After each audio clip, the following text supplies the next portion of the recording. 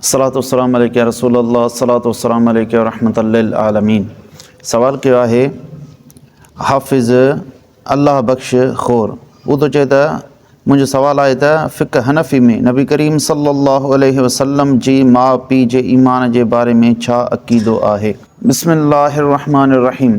नबी करीम सल्लल्लाहु अलैहि वसल्लम जा वालिदैन करीमैन तय्यबैन ताहिरैन सलामुल्लाह अलैहिम ईमान ते हुया, मोमिन हुया ऐं उहे जन्नती आहिनि।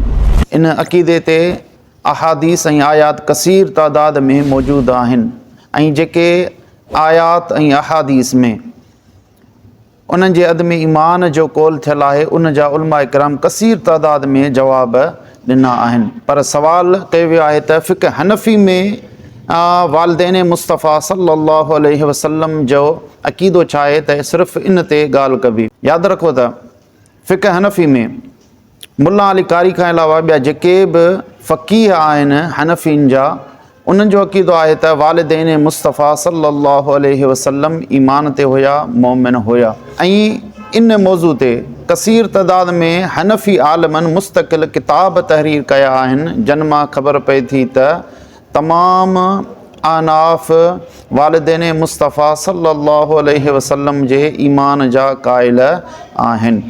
उन मां चंद जा नाला पेश कजनि था, जीअं ख़ातमुल मुहक़्क़ीक़ीन अल्लामा शामी रहमहुल्लाह ताला पंहिंजे मायानाज़ किताब रद्दुल मुख़्तार जे अंदरि फ़रमाइनि था त क़द अकरमहुल्लाहु तआला बिहयाति अबवैहि लहू हत्ता आमना बिही।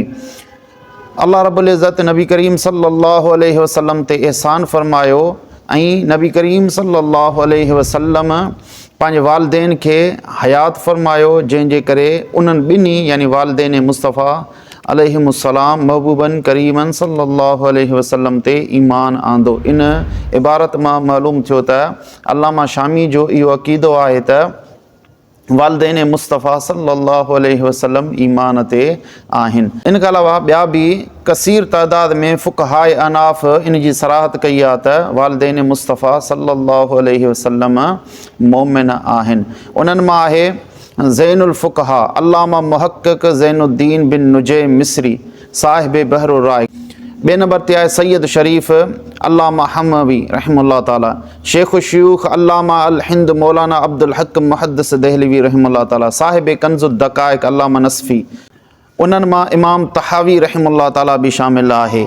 उन्हनि मंझां साहिब तफ़सीर मज़हरी अल्लामा मुहम्मद सनाउल्लाह मज़हरी उन मुस्तक़िल इन मौज़ू ते किताब लिखियो आहे। ऐं इन जे अलावा फ़ाज़िल बरेलवी रहमहुल्लाह ताला आला हज़रत बि इन मौज़ू ते मुस्तक़िल किताब लिखियो आहे। इन मां मालूम थियो त वालिदैन मुस्तफ़ा सल्लल्लाहु अलैहि वसल्लम फ़िक़्ह हनफ़ी जे एतबार सां मोमिन आहिनि। रही ॻाल्हि त जेका फ़िक़्ह अकबर जी इबारत आहे उन इबारत जे अंदरि तसामो आहे। इंशा अल्लाह इन ते मुस्तक़िल हिकु वीडियो बणाइबो। वल्लाहु आलम बिस्सवाब।